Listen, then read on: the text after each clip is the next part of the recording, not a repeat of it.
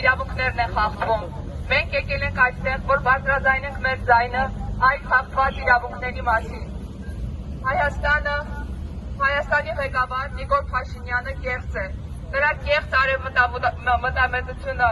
ամեն ինչ նրա մոտ կեղծ է։ Կեղծ է նաև նրա ժողովրդավար ու քրիստոնյա խաղաղասեր կերպարը, քանի որ այդ կերպարի տակ թաքնված է բռնապետ, ով որ Հայաստանի բանտերում պահում է մարդկանց, ովքեր ուղղակի խոսք են արտահայտում իր դեմ։ Նա բանտերում պահում է այն մարդկանց, ովքեր հաշտ չեն այս իրավիճակի հետ, ովքեր հաշտ չեն, որ Հայաստանը գլորվում է ժողովրդավարության ամենավերջին սանդղակը, ովքեր հաշտ չեն, որ Արցախը կորել է, ովքեր հաշտ չեն, որ այստեղ արցախցիների իրավունքներն են խախտվում, ովքեր հաշտ չեն, որ քաղաքական